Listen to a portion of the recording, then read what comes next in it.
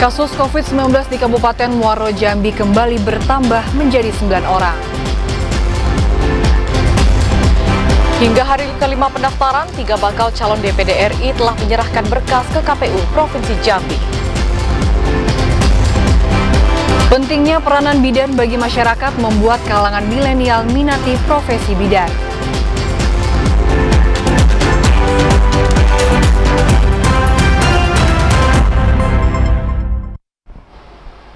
Assalamualaikum warahmatullahi wabarakatuh. Selamat sore saudara, Anda kembali menyaksikan Jambi hari ini edisi Jumat 5 Mei 2023. Ya, selain 3 topik utama tadi, tim redaksi kami juga telah menyiapkan sejumlah informasi penting dan menarik lainnya untuk Anda.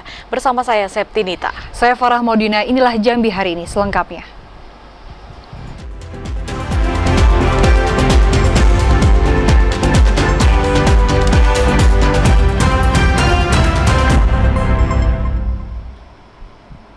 Mengawali Jambi hari ini, saudara, kasus COVID-19 di Muaro Jambi bertambah menjadi 9 orang.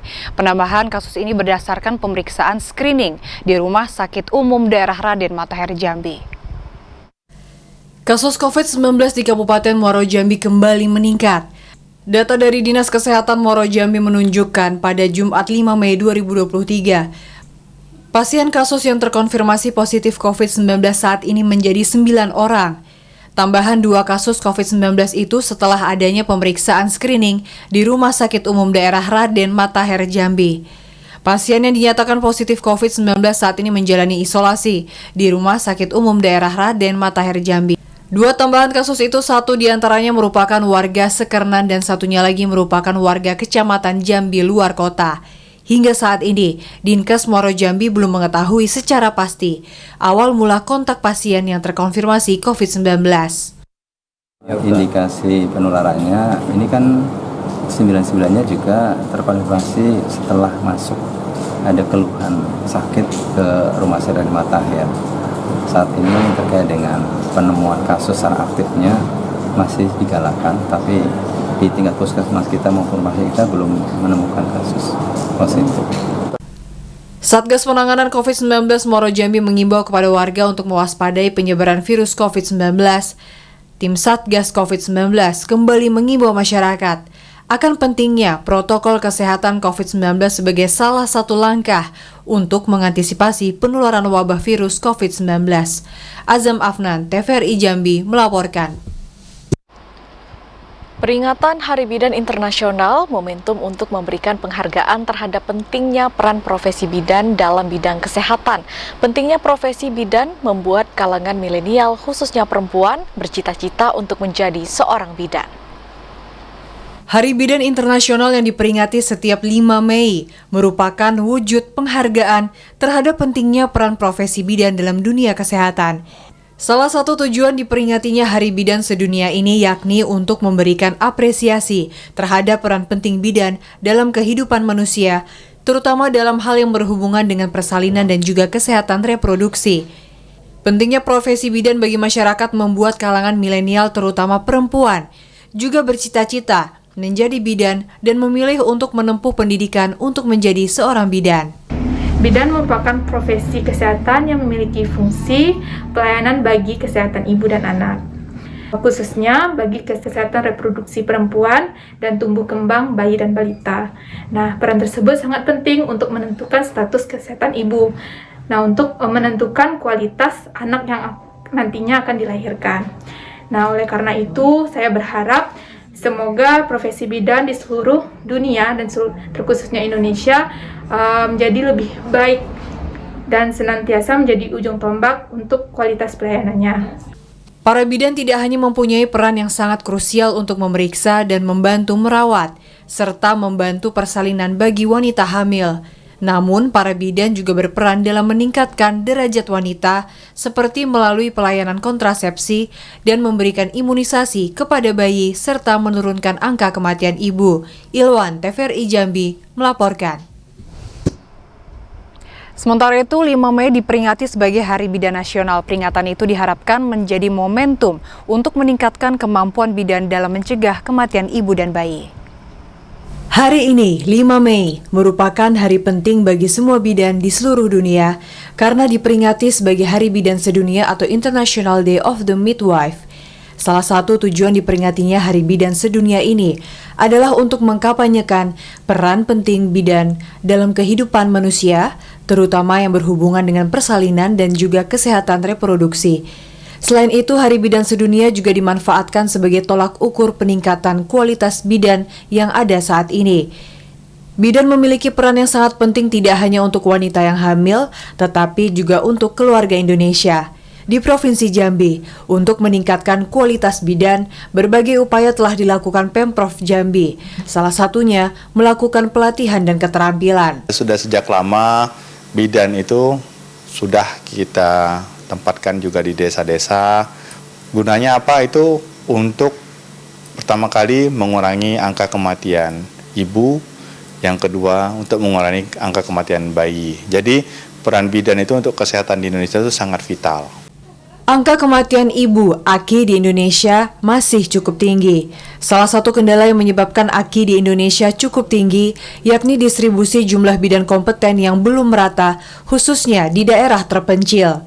Pemenuhan kebutuhan bidan di Indonesia dapat dilakukan dengan membuka dan memberikan izin perguruan tinggi dengan jurusan kebidanan yang berkualitas. Kendala-kendala kita dalam memberikan pelayanan, baik itu bidan, terutama bidan-bidan di desa, itu masih minimnya sarana dan prasarana, baik dari peralatan maupun dalam kegiatan, misalnya masih terbatasnya pelatihan yang dilaksanakan bagi bidan-bidan kita, sehingga memang baik dari sudut waktu, biaya, dan tenaga, sehingga masih minim itu yang bagi bidan-bidan kita yang di daerah-daerah terpencil. Momen Hari Bidan Internasional dapat dimanfaatkan untuk menarik perhatian dan meningkatkan pekerjaan. Di samping itu, momen Hari Bidan juga untuk memastikan bahwa bidan mempunyai sumber daya untuk memenuhi cakupan penuh penanganan kebidanan. Joko Adli, TVRI Jambi melaporkan. Hari Bidan Internasional merupakan momen penting bagi seluruh bidan yang diperingati setiap tanggal 5 Mei. Selain diharapkan dapat menjadi garda terdepan dalam memberikan pelayanan primer kesehatan, bidan juga diharapkan dapat menciptakan layanan kesehatan mandiri. Hari Bidan Internasional diperingati setiap 5 Mei. Hari Bidan Internasional merupakan momen penting untuk mengapresiasi profesi bidan dan mengkampanyekan peran penting bidan bagi ibu dan anak, khususnya terkait dengan persalinan dan kesehatan reproduksi wanita. Bidan memiliki tugas yang mulia, merawat calon ibu sebelum hingga proses persalinan dan memberikan edukasi pada calon ibu selama masa kehamilan. Salah seorang bidan, Afifah Rahmi, mengatakan peran bidan saat ini tidak hanya pada layanan primer kesehatan, melainkan juga harus dekat kepada masyarakat dengan memiliki layanan mandiri. Sehingga peran bidan dalam menurunkan angka kematian ibu, AKI, semakin besar. Eksistensi bidan di Jambi saat ini sudah sangat dirasakan bahwa peran bidan di masyarakat memang masih sangat dibutuhkan. Seperti yang dapat dilihat pada hari ini, kami memperingati Hari Bidan Sedunia dengan memberikan kegiatan ataupun layanan bakti sosial berupa pemeriksaan kehamilan dan memberikan pelayanan kontrasepsi. Adapun hambatan yang dirasakan bidan di lapangan adalah mengenai sistem rujukan online. Harapan kedepannya bahwa bukan hanya melakukan sistem rujukan melalui online, tetapi juga dapat melakukan rujukan secara manual.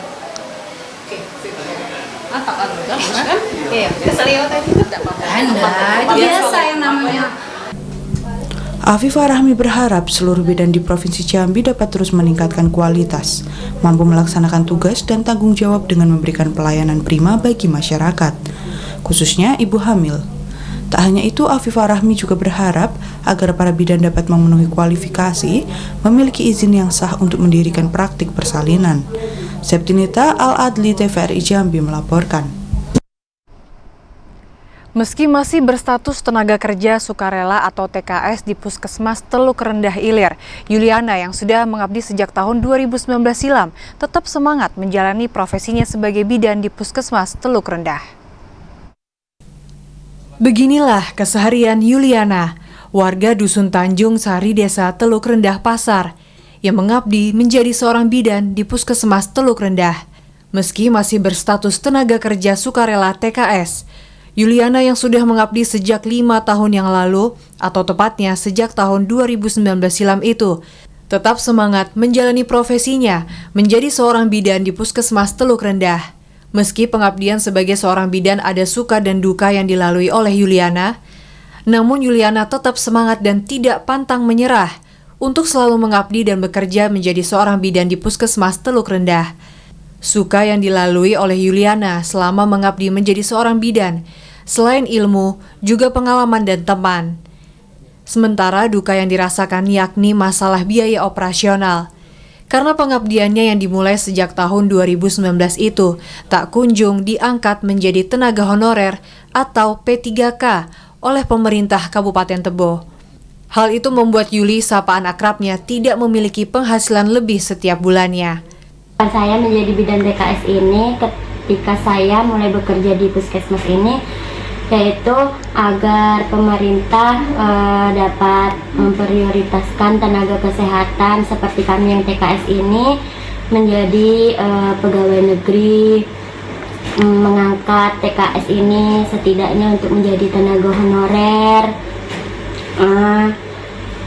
Setelah itu lebih memprioritaskan tenaga kesehatan yang lainnya juga. Yuliana berharap dengan status dirinya yang masih tenaga kerja sukarela, pemerintah Kabupaten Tebo dapat memberikan harapan kepada TKS untuk diangkat menjadi honorer atau P3K. Intizam, TVRI Jambi melaporkan. Saudara, kami masih akan kembali dengan sejumlah informasi penting lainnya dalam Jambi hari ini. Di antaranya pasca Idul Fitri, pasokan beras di Kabupaten Merangin aman dan mencukupi.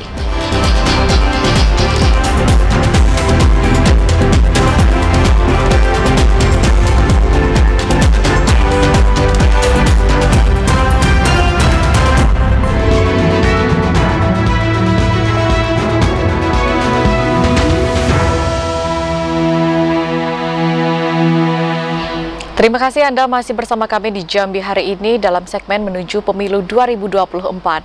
Hingga hari kelima pendaftaran calon anggota DPD dan DPRD Provinsi, baru 3 calon DPD RI Dapil Jambi yang telah menyerahkan berkas ke KPU Provinsi Jambi. Sementara untuk partai politik belum ada yang mendaftarkan calon legislatifnya. KPU RI Provinsi hingga KPU Kabupaten Kota telah membuka pendaftaran calon DPD RI, DPR RI, DPRD Provinsi, dan DPRD Kabupaten Kota. Hingga hari kelima masa pendaftaran, dari 19 bakal calon, baru 3 bakal calon DPD RI yang telah menyerahkan berkas, yakni Sum Indra, Walini, dan Lukman. Anggota KPU Provinsi Jambi Apnizal mengatakan untuk tingkat KPU Provinsi Jambi, pihaknya hanya menerima berkas calon DPD RI dan partai politik yang mendaftarkan calegnya untuk DPRD Provinsi Jambi. Namun hingga hari ini, belum ada partai politik yang mendaftarkan bakal calon legislatifnya di KPU Provinsi. Dikarenakan berbagai alasan, di antaranya progres di Sistem Informasi Pencalonan atau SILON belum lengkap. KPU terus mendorong agar calon DPD RI dan juga DPRD Provinsi Jambi untuk memanfaatkan layanan helpdesk KPU dan melakukan konsultasi terlebih dahulu sebelum menyerahkan berkas. Proses ini mulai dari tanggal 1 sampai tanggal 14, jadi kita masih menunggu. Sementara untuk partai politik khusus pengajuan bakal calon untuk DPRD Provinsi masih berjalan. Sampai saat ini belum ada konfirmasi partai politik yang akan mengajukan. Secara lisan ada informasi kami terima, ada beberapa partai politik yang akan melakukan pengajuan daftar bakal calon serentak sesuai dengan nomor urut partai politik. Jadi kami mengantisipasi hal tersebut, melakukan persiapan secara matang dan melakukan koordinasi dengan beberapa partai politik di hari-hari yang sesuai dengan nomor urut partai politik tersebut. Partai politik wajib input data di SILON karena KPU tidak menerima berkas administrasi secara fisik. Untuk data, bakal calon legislatif wajib memenuhi 7 dokumen, yakni KTP, ijazah, keterangan kesehatan, pas foto, kartu tanda anggota, surat pengadilan, dan terdaftar sebagai pemilih. Andri Wijaya, TVRI Jambi melaporkan. Pendaftaran bakal calon anggota legislatif di Kota Sungai Penuh masih sepi pendaftaran. Hal itu disebabkan banyaknya bacalek yang masih melengkapi persyaratan untuk pendaftaran. Anggota KPU Sungai Penuh Divisi Hukum dan Pengawasan Al-Aziari mengatakan, hingga saat ini pihaknya belum menerima bahan pendaftaran atau pengusulan bakal calon legislatif dari partai politik yang mendaftar. Hal itu disebabkan banyaknya pimpinan parpol dan bacalek masih melengkapi persyaratan dan menunggu koordinasi antar pimpinan partai, baik di tingkat provinsi maupun pusat.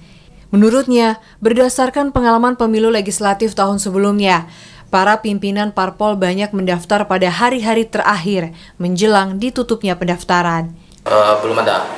Kebanyakan para partai itu masih berkonsultasi mengenai bagaimana sasaran pencalonan. Padahal kami kemarin sudah melakukan sosialisasi kan. Namun untuk lebih detailnya maka mereka datang ke sini. Kemungkinan lewat tanggal 5 itu mungkin akan banyaklah partai yang akan mendaftar. Al-Aziari menambahkan untuk pendaftaran bacalek akan dibuka pada 1 hingga 14 Mei mendatang. Pimpinan parpol diharapkan agar dapat memanfaatkan waktu pendaftaran sebaik mungkin sehingga mempermudah pemeriksaan berkas usulan masing-masing parpol. Ilwan, TVRI Jambi melaporkan. Setelah dibukanya pendaftaran bacalek DPRD Kabupaten Batanghari sejak 1 Mei lalu, hingga saat ini KPU Batanghari belum ada menerima pengajuan bacalek dari partai politik. Tahapan pendaftaran bacalek dari masing-masing partai politik parpol untuk pemilu 2024 telah dibuka sejak 1 Mei hingga 14 Mei 2023. Namun hingga saat ini KPU Batanghari belum menerima pengajuan bacalek dari parpol maupun lewat sistem pencalonan Silon. Komisioner KPU Batanghari Hashim mengatakan meski belum ada pendaftaran bacalek, namun sejauh ini peserta pemilu sudah ada yang berkoordinasi dengannya untuk mengetahui terkait teknis pendaftaran sesuai ketentuan. Pendaftaran bacalek sendiri wajib disampaikan langsung oleh partai politik sebagai peserta pemilu dengan total mencapai 18 partai politik. Pengajuan bakal calon ini sudah dimulai, kita buka di tanggal 1 sampai 14 Mei besok. Untuk saat ini belum ada yang konfirmasi untuk mendaftarkan. Kalau sudah ada mengajukan nanti pendaftaran, tentu mereka akan menginformasi kepada kita. Itu di Batanghari jumlah kursi DPR itu jumlahnya 35 kursi. Ada 35 kursi di DPRD Batanghari yang akan diperebutkan masing-masing bacalek pada pemilu serentak 2024. Ade Juniawan, TVRI Jambi melaporkan.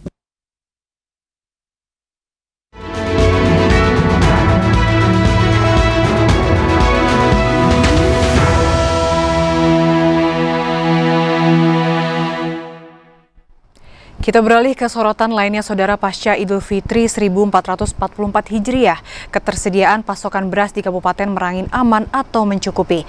Saat ini pasokan beras mencapai sekitar 700 ton dari berbagai jenis beras. Pasca Idul Fitri 1444 Hijriah, persediaan beras di Kabupaten Merangin di Gudang Perum Bulog, Subdivisi Regional Sarko, masih aman dan mencukupi. Saat ini, pasokan beras mencapai sekitar 700 ton beras dari berbagai jenis. Tak hanya beras, Bulog Subdivisi Regional Sarko juga menyediakan 35 ton gula, 15 ton minyak goreng, dan 1 ton daging. Asisten Manajer Bisnis Bulog Subdivisi Regional Sarko Jendi mengatakan, ketersediaan pasokan beras diprediksikan aman hingga 3 bulan ke depan. Namun jika tidak mencukupi, pihaknya akan melakukan pengusulan penambahan ke pihak Bulog Provinsi Jambi. Kalau untuk stok beras di Bulog alhamdulillah aman. Untuk stok saat ini kita alhamdulillah untuk berasnya sekitar 700 ton dan itu cukup untuk 3 bulan ke depan. Dan juga Bulog memiliki komoditi lain seperti gula, merek Rose Brand itu sekitar 35 ton, minyak goreng sekitar 13 ton, dan daging sekitar 1 ton. Selain itu, pihak Bulog Subdivisi Regional Sarko juga akan menggelar operasi pasar jika terjadi lonjakan harga beras. Bulog Subdivisi Regional Sarko mengimbau masyarakat agar tidak perlu khawatir akan kekurangan pasokan beras. Ramadan Cerbita Kasa, TVRI Jambi melaporkan. TVRI Stasiun Jambi menggelar halal bihalal bersama seluruh pegawai dan pensiunan LPP TVRI. Pada kegiatan tersebut, turut dilakukan pemberian cindramata kepada pensiunan LPP TVRI.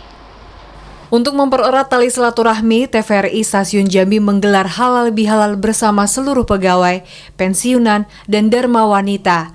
Kegiatan ini dilaksanakan di studio utama TVRI Stasiun Jambi pada Jumat pagi. Kepala TVRI Stasiun Jambi Raden Sarjono mengatakan, selain sebagai tradisi umat Islam, halal bihalal juga memiliki arti kesungguhan untuk saling memaafkan antar sesama. Semangat halal bihalal diharapkan mampu meningkatkan rasa kekeluargaan dan kerjasama antar pegawai TVRI Stasiun Jambi dalam memberikan pelayanan kepada masyarakat. Mudah-mudahan nanti untuk peningkatan kinerja, terutama untuk kolaborasi, kekompakan, dan juga kebersamaan itu bisa kita laksanakan dengan baik. Karena kita bekerja di broadcast, itu semua pekerjaan, tugas itu harus dilakukan oleh semua pihak yang terkait. Sehingga dengan adanya silaturahmi ini mudah-mudahan bisa memberikan dampak yang baik, dampak yang positif untuk bisa peningkatan kinerja khususnya di TVRI Jambi untuk memberikan pelayanan yang terbaik kepada masyarakat. Selain diisi tausiah oleh penceramah Ustadz Fahmi, pada halal bihalal itu juga turut diserahkan cindramata kepada pensiunan LPP TVRI. Yazid Iwan, TVRI Jambi melaporkan. Informasi selanjutnya, Saudara, 176 siswa SD Islam Al-Falah 2 Jambi mengikuti kegiatan khatam Al-Quran.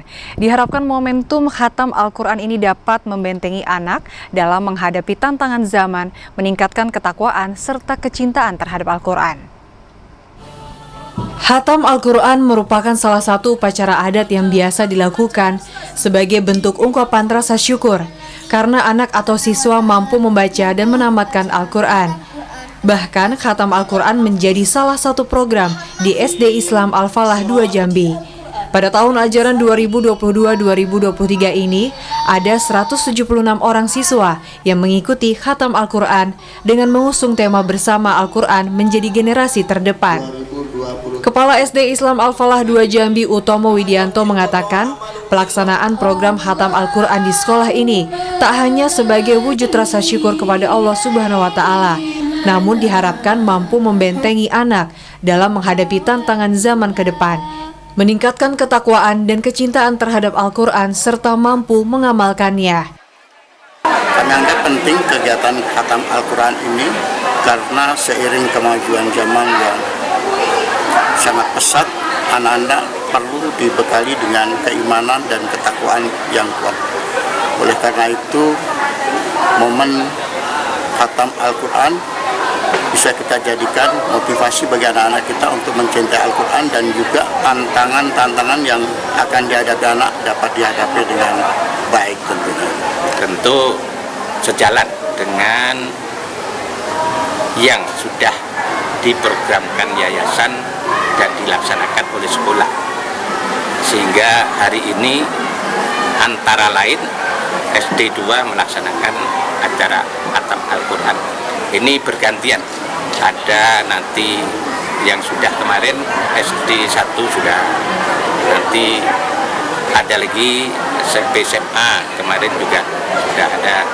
Jadi hari ini kita menyaksikan khatam Al-Quran untuk anak-anak khusus SD 2. Kegiatan khatam Al-Quran ini diawali dengan parade peserta nasyid, pidato tentang Al-Quran, tahfiz surat pendek, cerita Islami, puisi Islami, sholawat Nabi oleh siswa-siswi dan diakhiri dengan penyerahan penghargaan dan sertifikat khatam Al-Quran. Yogi Ramadhani, TVRI Jambi melaporkan. Gubernur Jambi Al-Haris apresiasi persetujuan Dewan terhadap LKPJ tahun anggaran 2022. Informasi selengkapnya akan kami hadirkan usai jeda dalam segmen advertorial. Tetaplah di Jambi hari ini.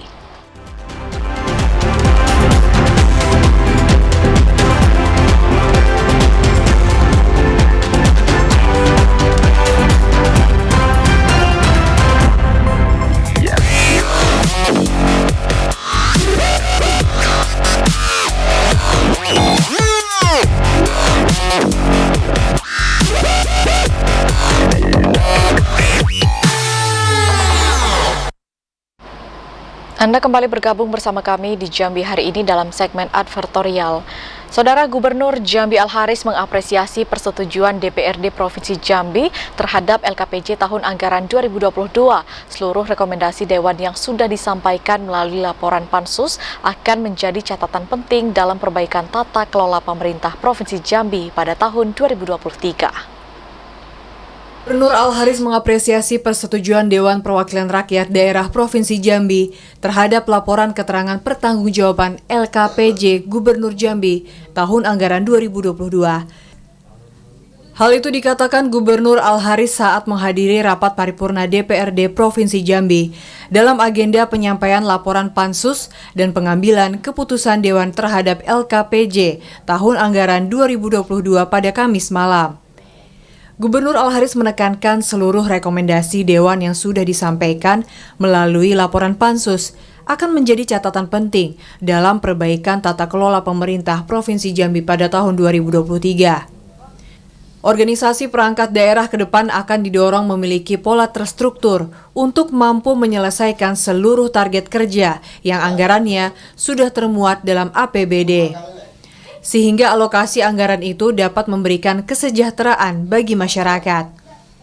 Penekanan ini dikhususkan agar OPD mampu mengimplementasikan program Dumisake yang menjadi kebijakan unggulan Jambi Mantap dapat terrealisasi maksimal sesuai target yang diharapkan.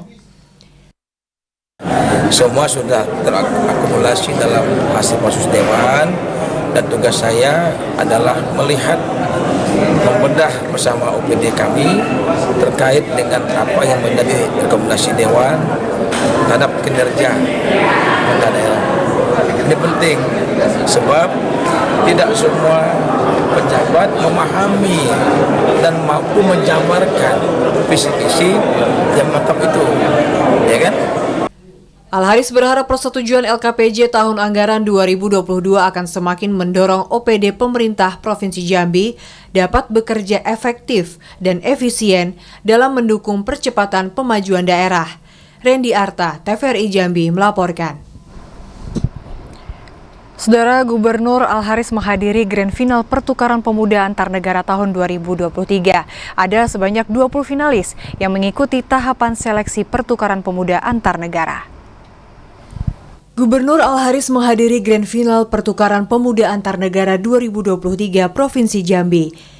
Kegiatan yang digelar di salah satu hotel di kota Jambi pada Kamis malam itu diikuti 20 finalis tahapan seleksi Pertukaran Pemuda Antar Negara.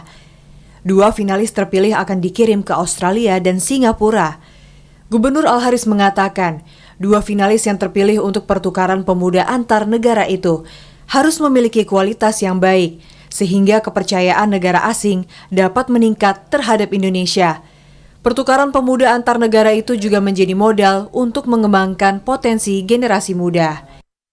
Baru mengetahui bahwa ternyata ada kontestasi untuk peserta PPAN yang akan dikirim ke luar negeri. Ada 2 negara tujuan, yaitu pertama Australia dan kedua adalah Singapura. Nah, ternyata Indonesia masih membuat event seperti itu, mengirimkan anak-anak pemudanya untuk ikut pertukaran pemuda, pertukaran dengan negara-negara lain. Dan tujuannya adalah agar mereka bisa diisi ilmu-ilmu dan lain sebagainya. Ketua Panitia Pertukaran Pemuda Antar Negara 2023 Provinsi Jambi, Rudi Hidayat mengatakan, salah satu tujuan pertukaran pemuda antar negara yakni belajar memahami budaya negara asing agar dapat dikembangkan di Indonesia. Seleksi pertukaran pemuda antar negara Provinsi Jambi tahun 2023 ini jumlah pendaftaran kita ada 89 orang, kemudian kita jaring menjadi 40 orang, kemudian pada malam hari ini kita akan memilih 1 orang putra dan 1 orang putri untuk delegasi Indonesia Singapura dan Indonesia Australia. Pertukaran pemuda pada tahun ini diikuti 80 peserta yang mengikuti tahapan seleksi. Dari 80 peserta itu 20 diantaranya lolos ke tahapan Grand Final. Joko Yazid, TVRI Jambi melaporkan. Wakil Gubernur Jambi Abdullah Sani menghadiri pelepasan lulusan kelas 12 SMA Negeri 10 Kota Jambi. Upaya pembangunan SDM yang berkualitas menjadi strategi yang harus dilakukan dalam mendukung percepatan kemajuan daerah. Pemerintah Provinsi Jambi terus berkomitmen dalam mendorong hadirnya pendidikan yang mantap untuk mengakselerasi peningkatan kualitas pendidikan di daerah. Langkah ini sesuai misi ketiga pemerintah Provinsi Jambi, yakni memantapkan kualitas sumber daya manusia dalam upaya mewujudkan Jambi mantap. Upaya pembangunan SDM yang berkualitas menjadi strategi yang harus dilakukan dalam mendukung percepatan pemajuan daerah. Hal itu dikatakan Wakil Gubernur Jambi Abdullah Sani saat menghadiri pelepasan lulusan kelas 12 SMA Negeri 10 Kota Jambi. Abdullah Sani menekankan hadirnya program Merdeka Belajar menjadi kebijakan esensial yang harus mampu diimplementasikan dengan baik oleh seluruh sistem pendidikan di daerah. Kebijakan Merdeka Belajar menjadi ekosistem baru yang ditargetkan mampu mewarnai suasana sekolah yang menyenangkan guna mendukung percepatan pemajuan kualitas pendidikan. Alhamdulillah, bagaimana sekolah-sekolah yang lain, sekolah kita ini dapat menyelesaikan program proses pembelajarannya di tingkat SMK. Harapannya tentunya mudah-mudahan ke depan dari pihak sekolah, baik kepala sekolah, baik para guru, semuanya mudah-mudahan akan dapat mengikuti apa yang menjadi program pemerintah, karena ada istilah baru ya, sebenarnya bukan baru ya, sekolah penggerak dan guru penggerak. Abdullah Sani berharap siswa-siswi yang dinyatakan lulus dapat menjadi individu sukses dengan pemanfaatan ilmu yang diperoleh selama bersekolah. Randy Arta, TVRI Jambi, melaporkan. Saudara Wakil Wali Kota Jambi Maulana buka perkemahan Raimuna Ranting Jambi Timur tahun 2023. Informasi selengkapnya akan kami hadirkan usai jeda sesaat lagi. Tetaplah bersama Jambi hari ini.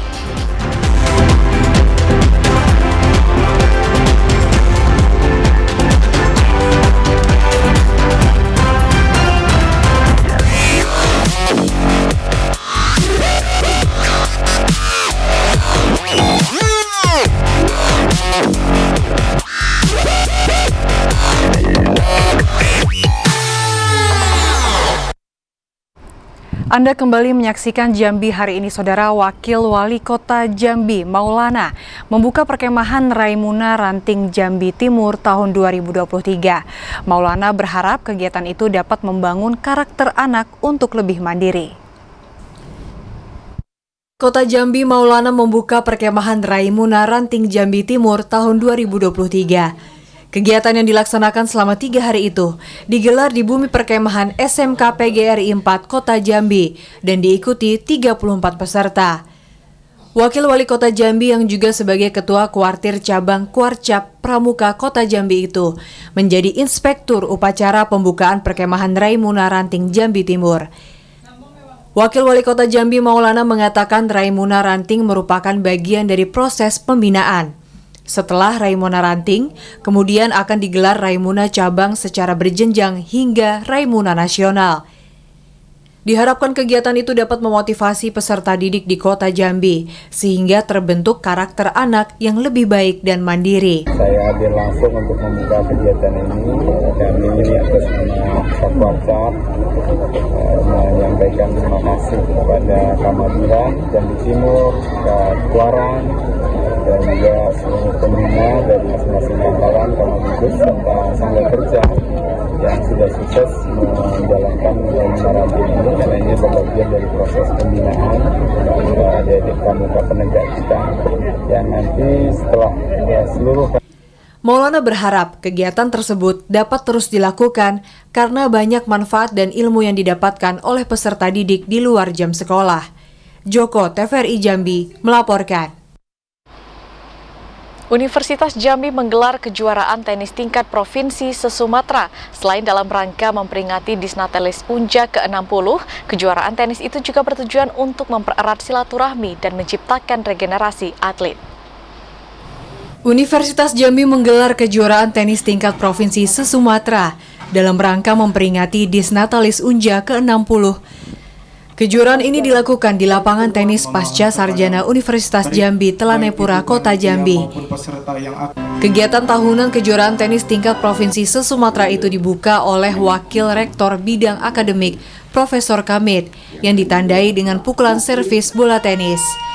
Wakil Rektor Bidang Akademik Unja, Profesor Kamit, mengatakan selain sebagai ajang kejuaraan tahunan dan memperingati Disnatalis ke-60 Unja, kejuaraan tenis itu juga bertujuan untuk meningkatkan tali silaturahmi para pecinta tenis.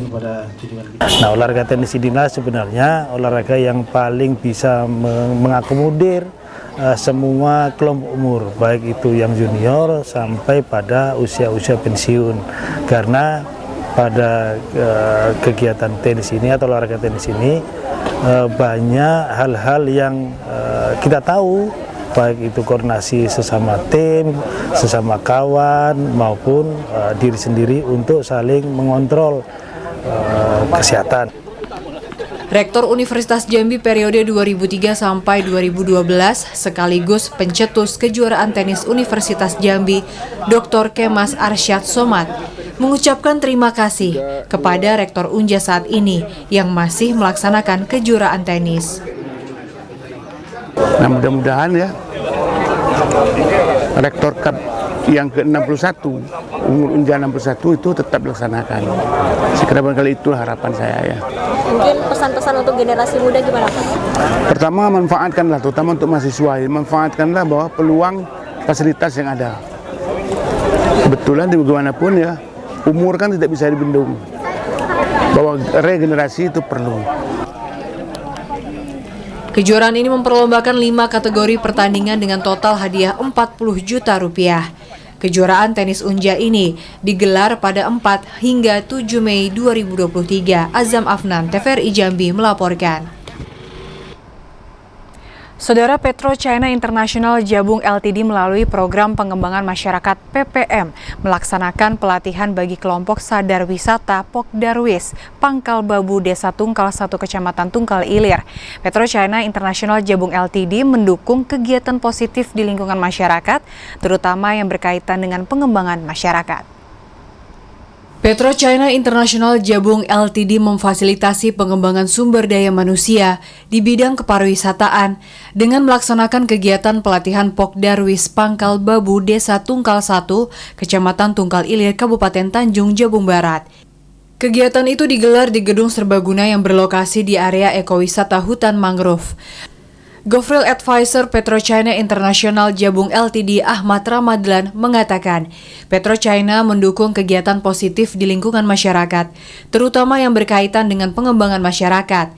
PetroChina juga telah merevitalisasi akses jalan masuk menuju daerah wisata Pangkal Babu dengan merenovasi jalan jerambah kayu dan membangun menara pandang, serta melaksanakan kegiatan pelatihan Pokdarwis sebagai pengelola kawasan ekowisata hutan mangrove Pangkal Babu.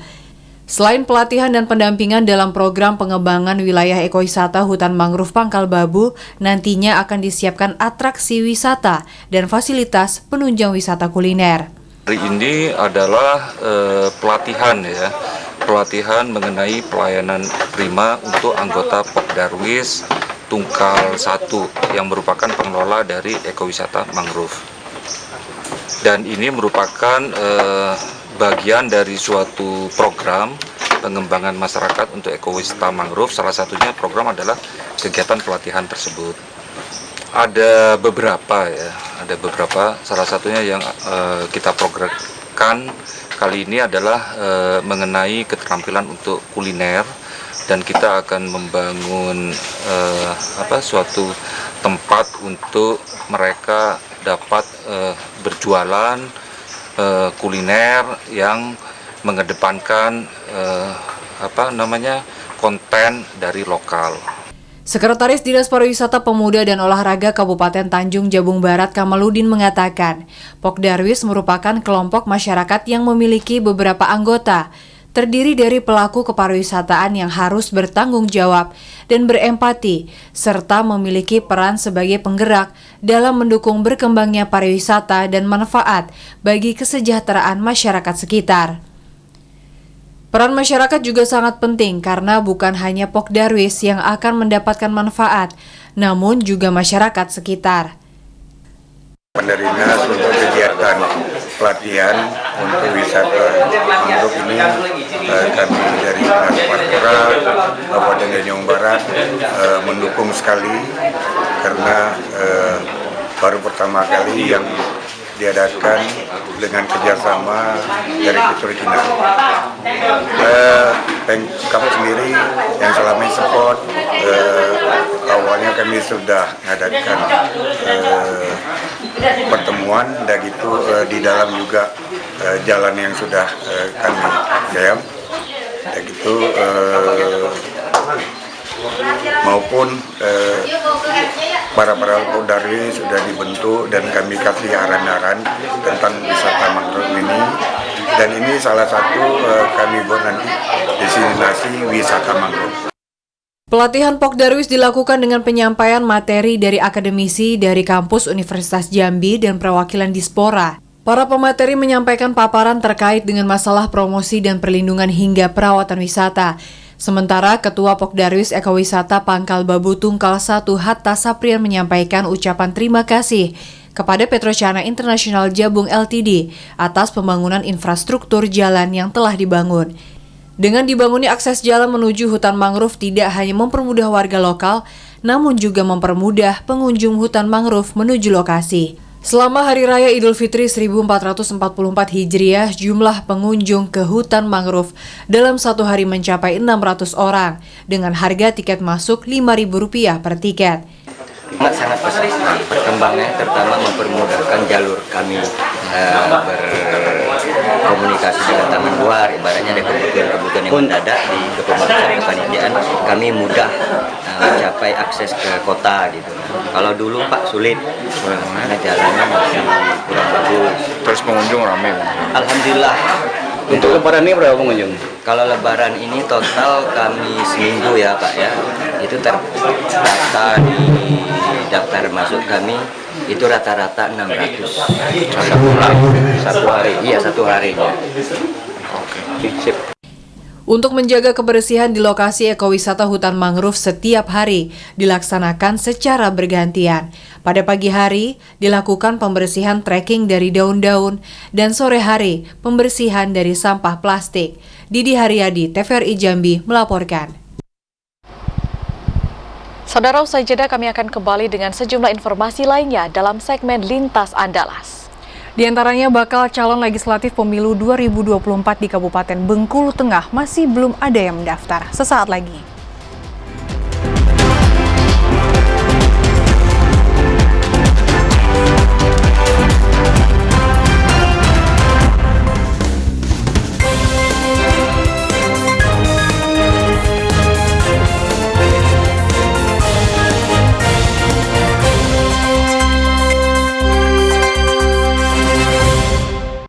Anda kembali bergabung bersama kami di Jambi hari ini dalam segmen Lintas Andalas. Informasi dari Provinsi Bengkulu, Saudara.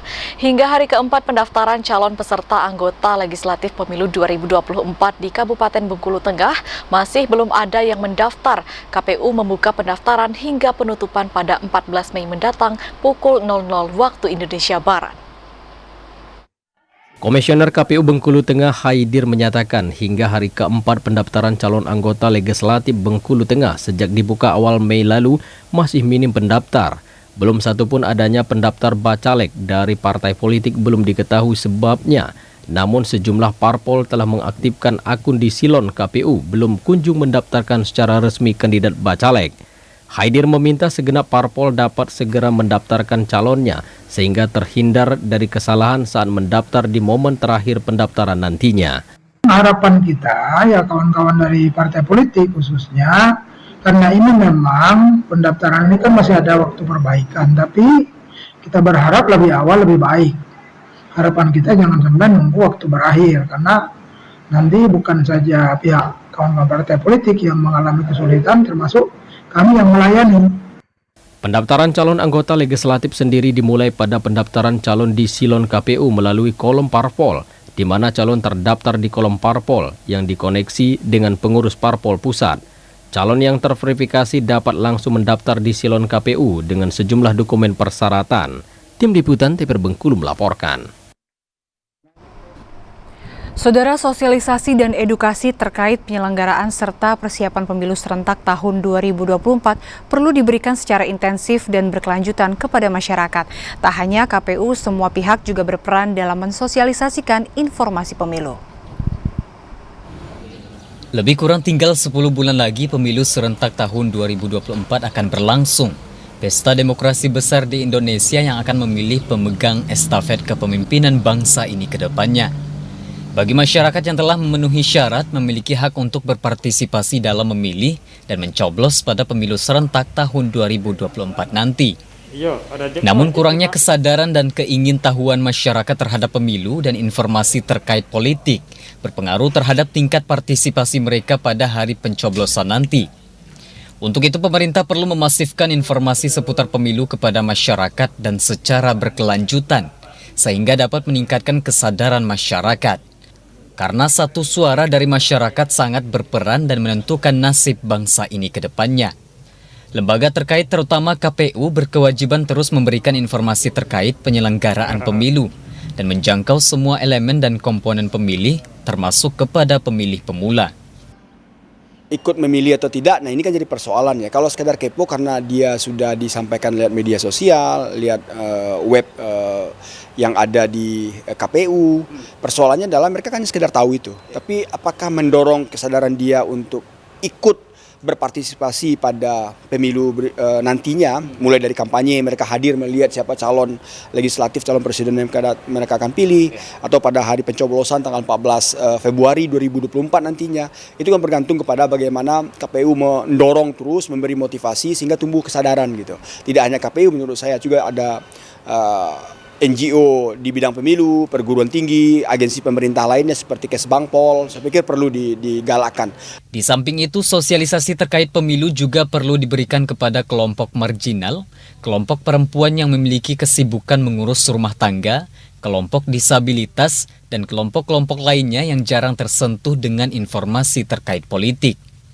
Tidak hanya KPU, semua pihak juga berperan dalam menyosialisasikan informasi terkait pemilu, di antaranya Kesbangpol, perguruan tinggi, NGO, para ulama, dan pihak-pihak lain yang mampu memberikan pengaruh dan menyampaikan informasi kepada masyarakat. Bima Prasetya, Adfriandi, TVRI Sumatera Barat. Pemerintah Provinsi Sumatera Barat kembali mengusulkan pengadaan 1.325 pegawai pemerintah dengan perjanjian kerja atau P3K kepada Kemenpan RB pada tahun 2023. Dari 1.325 formasi yang diusulkan, 1.150 diantaranya untuk tenaga pendidikan guru, 107 untuk tenaga kesehatan, dan 68 untuk tenaga teknis. Pemerintah Provinsi Sumatera Barat melalui Badan Kepegawaian Daerah kembali mengusulkan pengadaan pegawai pemerintah dengan perjanjian kerja atau P3K. Tahun ini, Pemprov Sumatera Barat mengusulkan sebanyak 1.325 formasi. 1.150 formasi diantaranya diprioritaskan untuk tenaga pendidik guru, 107 untuk tenaga kesehatan, dan 68 untuk tenaga teknis. Alokasi terbanyak untuk tenaga kependidikan dan tenaga kesehatan diberikan, karena tenaga guru dan nakes di Sumatera Barat masih didominasi tenaga kontrak. Meski demikian, saat ini BKD Sumatera Barat masih menunggu penetapan PAN RB terkait formasi yang akan disetujui. BKD berharap formasi yang diusulkan dapat disetujui seluruhnya oleh Menpan RB. Prioritas kita sekarang adalah untuk tenaga pendidikan dan tenaga kesehatan dan beberapa tenaga teknis. Totalnya itu kita usulkan 1.325. Setelah kita usulkan, kita menunggu penetapan dulu dari Menpan. Nanti setelah ada penetapan dari Menpan, berapa formasi kita disetujui, baru ada tahapan seleksi setelah itu. Sementara itu saat ini terdata tenaga kontrak yang bekerja di lingkungan pemerintah Provinsi Sumatera Barat sebanyak 9.000 lebih. Dengan adanya wacana penghapusan tenaga kontrak, pemerintah provinsi berupaya mencarikan solusi agar tenaga kontrak bisa dialihkan ke tenaga P3K. Hal ini juga untuk menyikapi kekurangan pegawai di pemerintah Provinsi Sumatera Barat. Delima Febria, Adfriandi, TVRI Sumatera Barat.